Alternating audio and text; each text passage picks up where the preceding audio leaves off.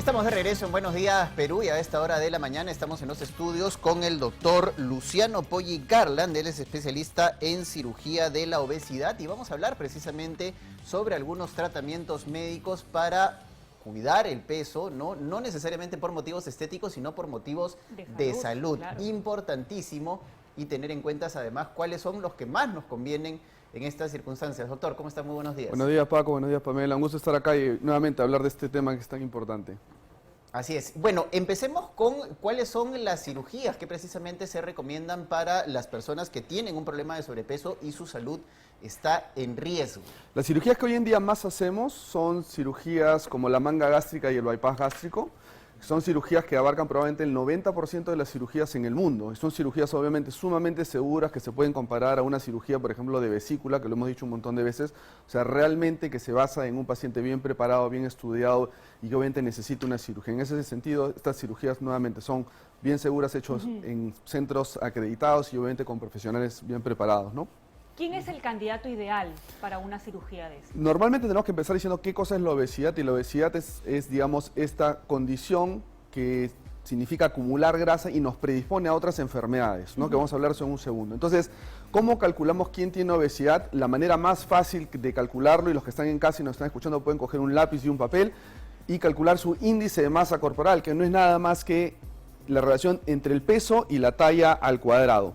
El peso, digamos, en kilos y la talla en metros. O sea, por ejemplo, alguien que mide 1,70 m, si pesara 90 kilos, le sale, por ejemplo, un índice de masa corporal, si las matemáticas no me fallan, cerca de 30, lo cual estaría justamente en sobrepeso y obesidad. Estos números, que se dividen de 18 a 25, siendo considerado normal, de 25 a 30 sobrepeso y arriba de 30 obesidad, nos orientan, pero esto no es determinante, porque como les acabo de decir, la obesidad es la enfermedad caracterizada por el acúmulo de grasas. Y siempre pongo este ejemplo porque todo el mundo conoce tengo que nombrar a alguien, a un físico-culturista, por ejemplo, a la famosa Roca, Dwayne Johnson, el que es puro músculo, él tiene un índice de masa corporal de 33 y claramente no tiene obesidad.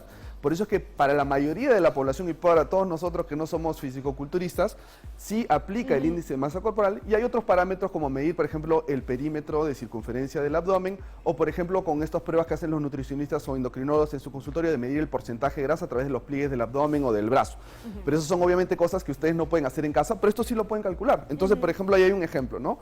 70 kilos para alguien que mide 1,65 m, multiplicado por 2, tendría un índice de masa corporal de 25.4, nos caería obviamente con las justas en un pequeño sobrepeso. Pero sobre esto nuevamente hay que calcular y ver si es que hay un porcentaje de masa muscular alto, porque no necesariamente estaría. Pero es tan fácil hacerlo y lo pueden hacer en casa y nos orienta a nosotros a ver en dónde estamos. Y creo que todos sabemos más o menos cuando estamos un poquito pasados de peso, ¿no? Claro, ya la ropa no nos queda, ¿no? Entonces ahí puede ser también un indicador que algo está cambiando en nuestro estilo de vida. Ahora, doctor, ¿cuáles son las causas que producen la obesidad? ¿Qué factores externos son los que producen precisamente que una persona pueda caer en la obesidad? ¿Y qué, digamos, conductas o estilos de vida producen también la obesidad? Claro, porque eso es lo importante. Las causas son múltiples y por eso es que no es fácil tratar esta enfermedad. Y justamente abarcan desde causas en el individuo, causas psicológicas, desde trastornos de alimentación, trastornos psiquiátricos, depresivos, cosas, por ejemplo, acá podemos ver algunos, estos son los efectos de la obesidad, pero las causas son más asociadas a conductas, ¿no? El sedentarismo, que es incluso, el sedentarismo es incluso peor que la obesidad en sí, ¿no? Hay personas que pueden ser delgadas y sedentarias y es un factor de riesgo mayor incluso para tener problemas médicos.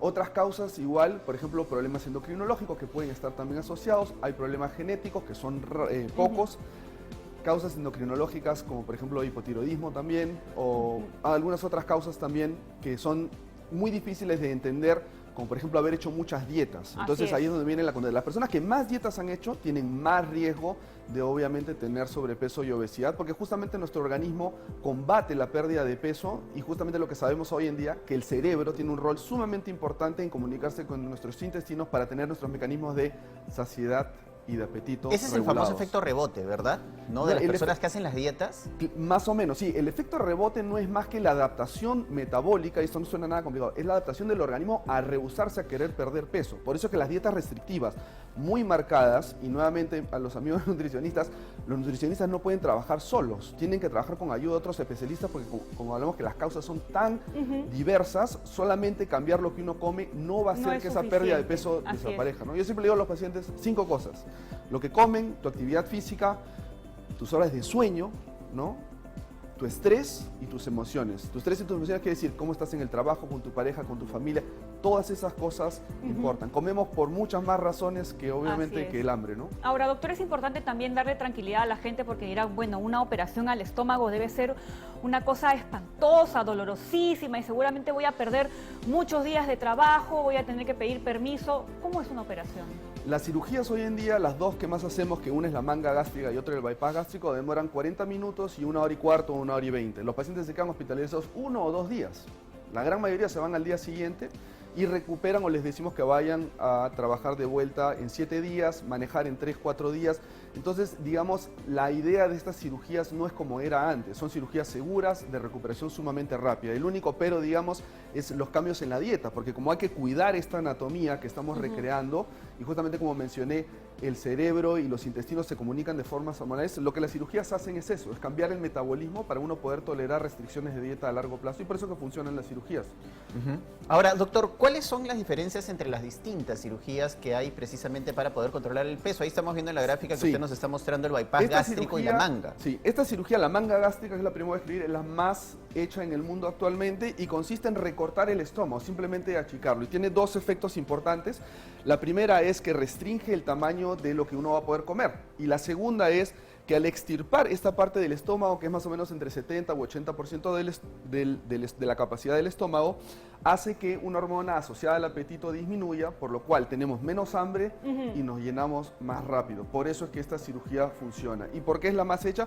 Porque primero es simple de entender para los pacientes, funciona bien y es actualmente la cirugía más segura que hacemos. ¿Y cuáles son los candidatos potenciales para los distintos tipos de cirugía, doctor? Usualmente pacientes que tienen índice de masa corporal arriba de 30, pacientes que han tenido fracaso con, obviamente, maneras convencionales o no invasivas, desde tratamientos, digamos, nutricionales, psicológicos, farmacológicos, endoscópicos, que no han podido mantener su resultado en el largo plazo. Pacientes, además, que no tengan trastornos psiquiátricos no controlados, ni médicos no manejados, y sobre todo, que estén dispuestos a hacer cambios importantes en su vida. Por eso es que estas cirugías no es, doctor, hola, he venido, opéreme. Así no funciona esto. Entonces hay que tener una buena preparación del paciente para optimizar las chances, ¿no? Y la otra cirugía es el bypass gástrico, que es un poquito más complejo de hacer, por eso a veces los pacientes se confunden porque les parece complicado. ¿En qué consiste el bypass gástrico? Este es el estómago normal. Hacemos un pequeño recorte del estómago aquí, o sea, vamos a disminuir la capacidad gástrica, cortamos el intestino y lo unimos.